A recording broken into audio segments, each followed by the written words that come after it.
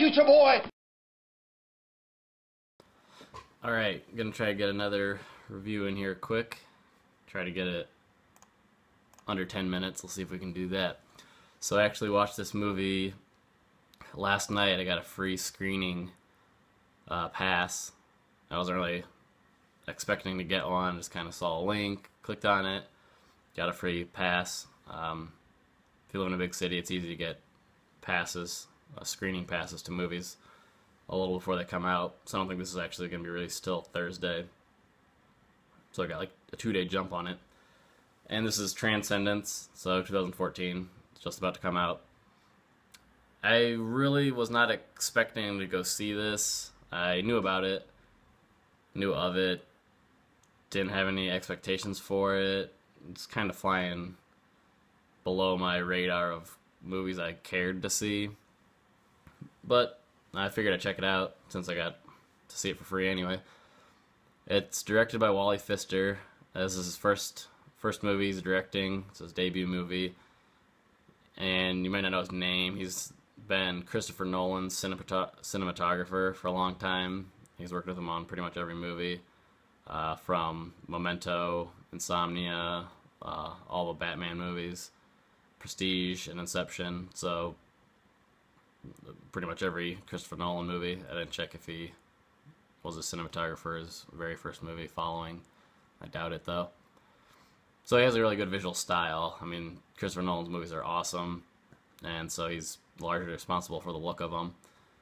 So that's, that's pretty interesting to see that he's directing it. But yeah, who knows? He's a cinematographer, not a director. So that's the director. Didn't look into the writer. His name's Jack Paglin. I didn't see what he had worked on. But the main stars are, it's got a good cast. Johnny Depp plays a scientist, computer scientist kind of guy. He's married to Rebecca Hall. Her name's Evelyn, cast her in the movie. And she's also a really smart scientist. All these people are pretty much computer experts, computer geniuses. And they're friends with Max Waters, who's played by Paul Bettany. Very recognizable. A Knight's Tale. What's that movie with Russell Crowe? Master and Commander. A lot of other stuff. Let's see, I'll just go through the cast. Cillian Murphy plays an FBI agent, Agent Buchanan, and he's kind of on the, what would you call it, like cyber terror group. He comes into play later. And then there's also Morgan Freeman. His name's Joseph Tagger, and he's another doctor, computer scientist guy. Kind of not a rival of Johnny Depp's character, Will Castor, more of like a colleague. They're on the same level. So Will and Evelyn and Max and Joseph, they're all these like super high level computer genius people, and they're all friends. They're all friendly with each other. So movie starts, and we have Will and Evelyn Castor. They're going to this big event speech. They're kind of talking about where artificial intelligence is going. So that's the main plot point, is artificial intelligence. And right away, it starts off not slow, but a little more dramatic. It's introducing you to what's going on. So we know they're all involved with artificial intelligence is their main study of work. And they're giving a speech, and suddenly all hell breaks loose. Joseph, that's Morgan Freeman, his group is attacked suddenly. He's working somewhere else at the time. People start keeling over suddenly. They don't know what's going on. Will and Evelyn and Max are all at this conference, and somebody tries to shoot Will, and then shoots himself in the head. It's actually a small cameo by Lucas Haas. And that's actually a pretty thrilling moment. It's directed very well, actually. You're like, holy, no crap, what's going on? Took a pretty sudden turn, and it's getting pretty dramatic. And then we're also introduced to this radical terrorist group, uh, who is led by Kate Mara. You recognize the most probably from House of Cards if you watch that. She plays a woman named Bree. So there's this group, and they're the ones responsible for attacking Will and also Joseph's group in a different location. And it turns out they just attacked a bunch of people that are involved with artificial intelligence. And that's when Cillian Murphy's character comes in, Agent Buchanan. So Agent Buchanan kind of teams up with Joseph, and then they come to Will and Evelyn and tell them, we need to stop these people that are dangerous.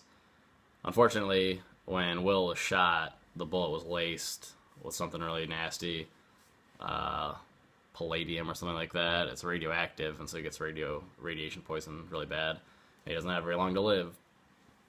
And Evelyn doesn't want this to happen at all, obviously. He's her husband, she loves him. And then Max is also going to help.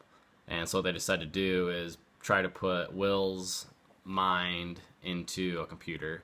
And they have this giant world, class computer, the fastest computer in the world, most advanced, and they specifically say that. And they take some of the CPUs, and so they are going to transfer Will, his body, his mind, everything about him, his identity, into this computer. And they can kind of do that because they explain a little bit that another computer scientist guy, had been working on something very similar. His name was Dr. Thomas Casey. It was another quick cameo by Xander Berkeley. He was also attacked with everybody else from that terrorist group. But he'd been working on something similar and had been successful with implanting a monkey's mind into a computer. And so that's kind of what they're basing the work is all based on, to get Will's mind and everything into this computer. So that's the plot of the movie.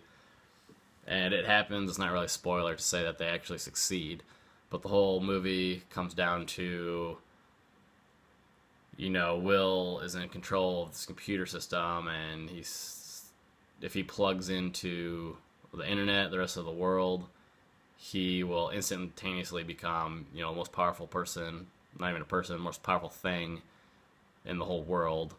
And it's just dangerous. Evelyn obviously wants to keep him alive, and she wants to do this because she wants to preserve him. Max is a little more hesitant about the whole thing. He's kind of reserved if this is actually Will that they're seeing in this computer system. And then there's Kate Mara's terrorist group, Bree. They want to stop it, obviously, because they think that if he does get connected to the internet, all hell's going to break loose. He won't be able to be stopped. That's the story, and there's some little bit of twists and turns along the way. That's really only about halfway into the story, not even. That's the first third of the movie. The rest of it's what happens when he does actually get hooked up into the system. And I don't want to ruin it too much because, it's a new movie. You might want to go see it. Unfortunately, I'm not giving it a very good rating. I'm only giving it a 2 out of 5. I didn't like it too much, especially after that beginning portion of the movie. They set it up really nicely. It's pretty interesting. I was kind of engaged. But then it kind of gets pretty cliche and kind of falls apart. Yeah, there's a lot of, I don't know if you call them plot holes. I'll call them plot holes. And you're just kind of like, okay, how's this happening? There's things with some nanobots. I was like, okay, where's this all coming from? I don't know. Clifton Collins Jr., you might recognize him. He's a very good character actor. He plays a role later. He's kind of like a first experimental person that Will experiments on or modifies after, he's so omnipresent as this all-powerful system hooked into everything. But anyways, and then also Cole Hauser. I thought that was interesting to see him again from Dazed and Confused and some early Kevin Smith movies. He plays like a military man, FBI agent, something. Again, I guess I don't want to divulge too much. I could kind of rip into it a little bit if I wanted to. I haven't thought about it too much since I got done watching it last night. I just kind of like, but okay, it was whatever. Not too impressed. And all I could think about, my movie connections would be, I could just think about all these other movies that deal with AI and artificial intelligence, and they do it a lot better. Especially, so like most recently was Her, Spike Jonze's movie Her with Joaquin Phoenix, and then Scarlett Johansson voicing an artificial computer system, and there's a lot of that going on too later in that movie with what if these artificial computer systems, become really smart and self-aware. And then of course there's Terminator, which is the most famous. Did the exact same thing. Skynet became self-aware, and all hell broke loose. Apocalypse, end of the human race type thing. And then there's also a lot of the Matrix. It was very similar to machines taking over. So that's all, not new concepts there. And that's all I kept thinking about. I just kept thinking about those three movies every time I would see something else with Will being all powerful and everything like that. So those three movies are much better than this one.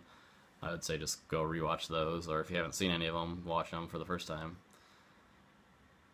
And yeah, I was just trying to keep it short. Again, I haven't really even put too much thought. I just kind of forgot about it. I just watched it and I was like, okay, that was that. I'm never gonna watch it again, I don't think, and I wouldn't really recommend it too much. It's not a great start for Wally Pfister, unfortunately. So yeah, that's gonna be it. So for a movie called Transcendence, it really didn't transcend much to me. Too bad. Oh yeah, and Johnny Depp, please make a good movie soon. You haven't made anything good in a while. All right, and quit working with Tim Burton.